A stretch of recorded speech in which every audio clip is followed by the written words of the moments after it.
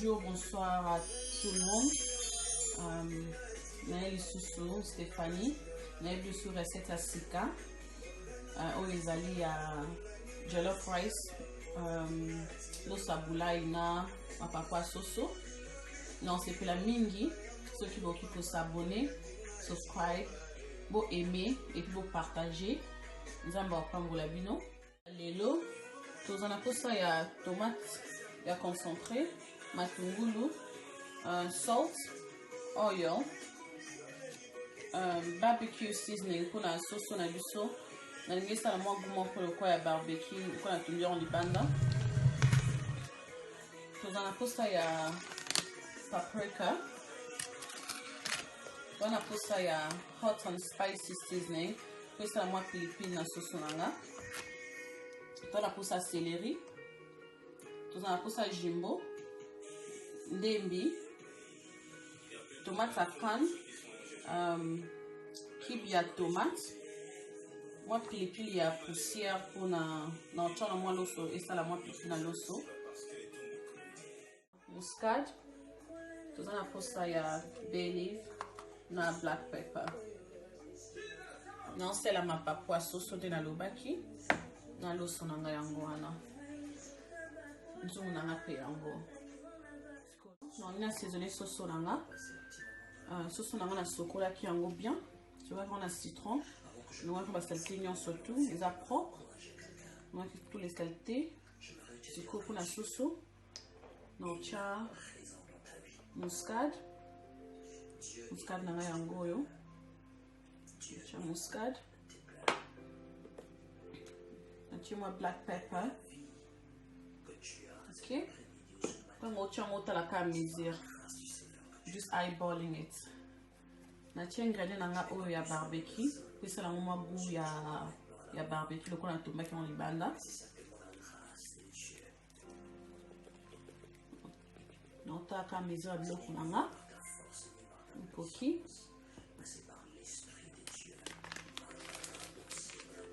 Na tiens go no cha muke ya hot na spicy. Ça moi pilipili na kati mke kaka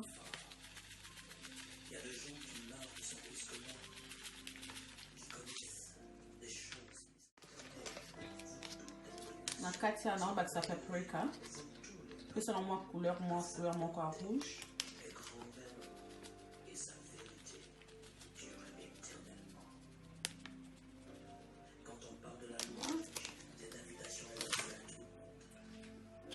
après dans le bas ça jumbo cha jumbo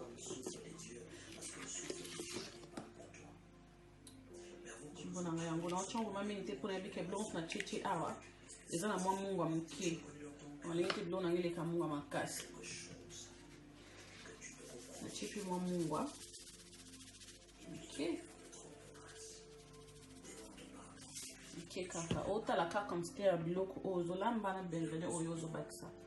Moi huile. We mix everything well. Mélanger tout bien. C'est quoi? On mélange en gros.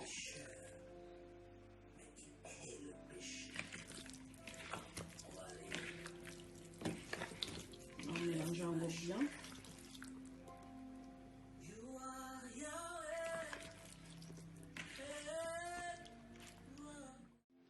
Mélanger bien quand on mélange puis on met capé mon parce que mon coquille qu'on a battu ça on a battu ici on met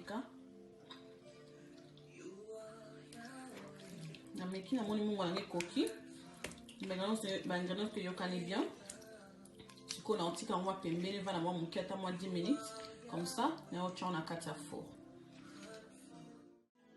si qu'on a jollof rice nana.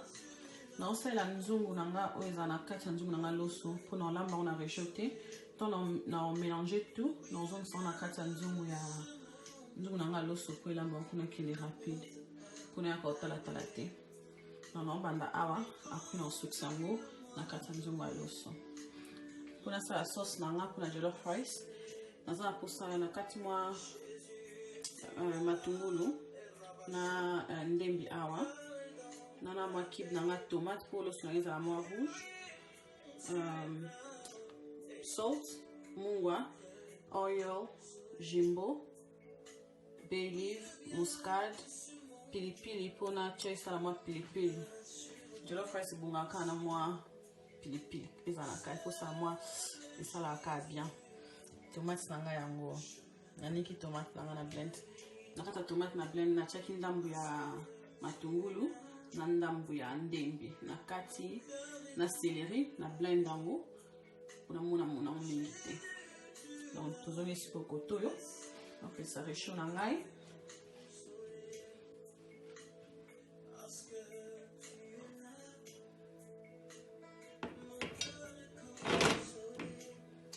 Oui, ça va quantité. Non, bon, ça va. Oui, tu peux bien bien pour la santé. On a aussi la main et hit et ils ont moins montant. Comme ça, là, on a man ndemidangana na matungulu. Sikoyo. On a sikoyo tomate.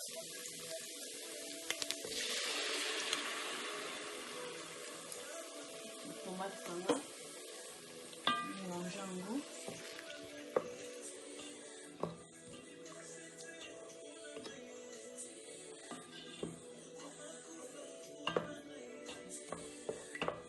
mélange tomate na ngai matungulu na ngai mélange. Après naotia ndamba muscade, muscade. Nazi pilipili nanga eza makasi vraiment pour la somba qui on ba Nigerian. En Nigeria ba pilipili on a pilipili on eza makasi mais dans notre chat et belete. Notre chat ka muke boy. Notre chat comme belete. On fait la chez belé, on tourne à zati. On dit kit nanga. Finyango.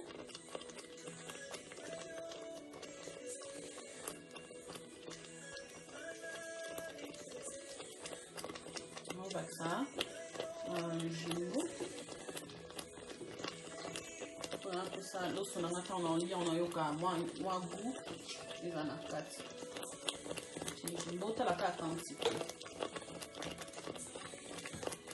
jimbo chimwa kamuke na bandu tala na omeka après on meka ndam tu na ki kokite mélange en siko bien. Pour make ta mocha bo make so tapela pilipili mbuma oko blend yango oko nika yango na tomate na oko nika yango ensemble na konga na zaki yango te on sena pilipili ya poussière errement pe na komeka na omeka so mo pilipili za makasi pe za moke na bakisa na bakisi mutika on sikoyo et quand il a manqué, oh, la bourse à l'eau, j'ai dit nana, j'ai cannibale.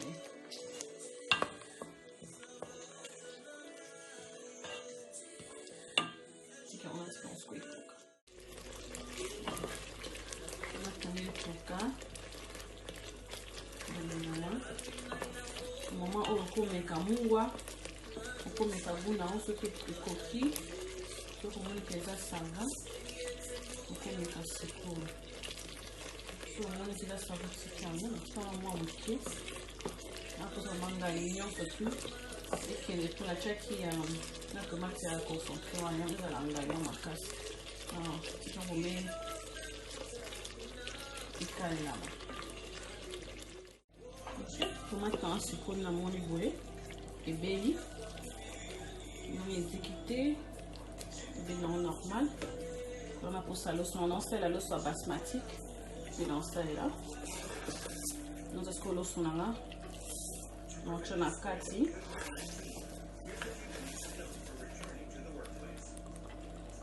Donc on a mis balai boulé. On mélange en haut. Donc je vais mettre un peu là. Et puis ça couleur mon boulot quoi tomate c'est qui nous qui pour en chaque sous maïs. On monte comme balai dans la ça va.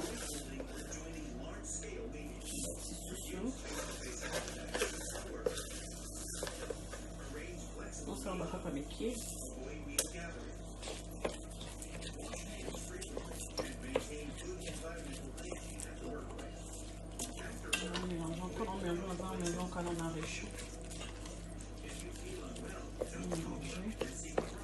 On a mélangé tout comme ça là, c'est le dengue. Ok, sikoyo, on a classé ce sonanga. On a ce qu'on a côté on a quatre four. Pour aider la malembe. On a ça dans la dosso. Une couleur nango, ils a pembêté. Et puis ces couleurs vont quoi bien. On a l'indaka. Et on a chama pepper kawana. Et ça la couleur. Et changer en couleur qu'ils a quatre pembêté. On a quatre four. Ok, c'est ce qu'on a yango yo. On a la baolango. Pour aider la tous les deux côtés.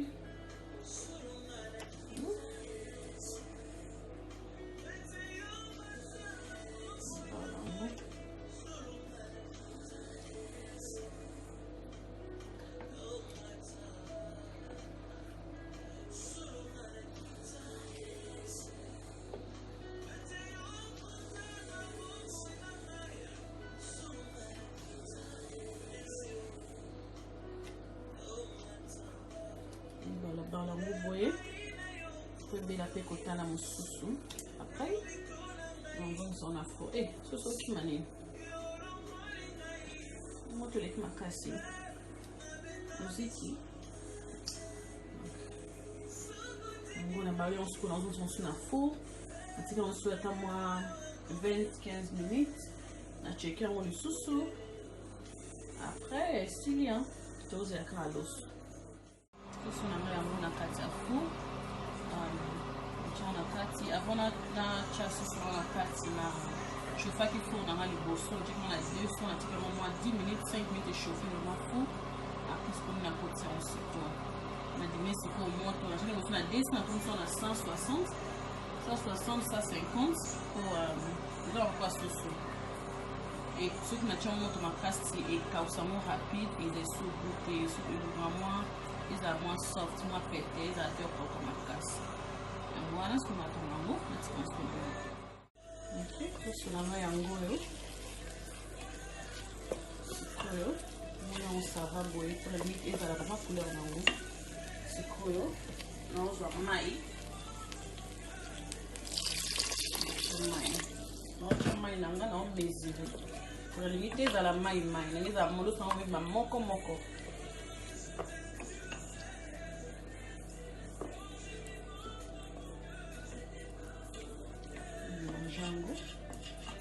Moi il en a beau ça va. Moi il en a beau coquille. Moi il en a beau coquille. On a mis comment on a mis car nous va ce qu'il a ça va.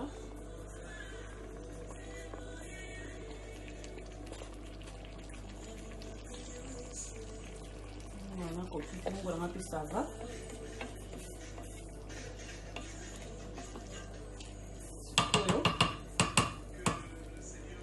On se connaît un zoom nangana ya los non ça zoom nangana loso comme ça dans la seconde les années ça nanga ya ngwana na chimai eza vraiment same level donc maison moko na loso koyo non kanga nanga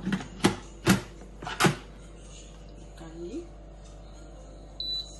na cheka de quoi na lamba loso normal na pesa de quoi lamba loso normal comme ça na tala so na otala mona moni ke loso ezaka makasi nde na kuya susu na kocha mai to na kocha mona steam ndio loso na ngeza boy na kopona steam kote bache steam awa so ikina moni na zanzo na loso modèle na ngati na nzungu na loso normal oku koche suma muke alofini yango ochi yango ba foil to kocha ngolo mohaka ezwa steam yango bien ici donc tous est-ce qu'on a soupe na suka restant de ngepila dans le bac pardon vous s'abonner ça would be great for if you can subscribe vous aimer vous s'abonner et belle parce que c'est belle qui tout on a préparé pour la vino non c'est pas ce que vous s'abonner merci beaucoup de prendre pour la vino tous est-ce que étape à suka kalate. Merci. Loso na nga yango non c'est la fourchette pour na poser za moko moko na suka na mate. Na taka suki. Na poser ba sa mai. Na sa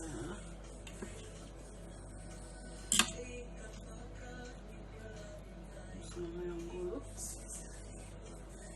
Donc c'est comme qui pour moi ils ont un moins casse. On en steam mango. On a ma casse. On c'est comme sous on en steam mango. Bon attends au soza ndio alo soko ya ngate. Okubatisa mai batika mai muke. Batika mai muke. Alo fini ki on a ba foil, na bi foil te na français. To na lingala pe bien on te ofie ki yango na nkucha chassis lo mokaka ekanga moto na kati. Koko na nga ko ya na ntumu na nga eza nomoka rapide na kanga ka ntumu na ngai ekaida boye. Nkaika ntumu na nga après na changu na steam. Moni na kisko na steam. Na tika on siko steam. Si na moni na taille sur na moni que les lebi vraiment bien c'est. Na je sous na steam mango les choses na changu sur na moto. O pe kuna za nzunga boete o che susu mai. O che mai muke ko choka muke. C'est elemba nango. Pour non ngene za moko ngo chama ibele. Ko chama mama ibele pete. Ko so chama ibele et comme ça ngo poto. Vous avez ça pour tout ça moko. Non, c'est là on suko yo. Alright guys. Soso na nga yango yo, soso na nge beli. Tu m'as bien beli non surtout bien. Ezikite. Ebi kandi na ngeke ezala. Loso na nga pe yango yo. Yango yo loso na ngai. Ebi moko. Moni? Moko. Na sero sa basmatique. Moko vraiment kandi na linga kezala. Yango na c'est la fourchette pour na ketikala ka moko boy. Ndeka na linga kezebini. Sikoyo to chona sal bona like sabino. Na chana sal na servir en sal comme ça like sabino.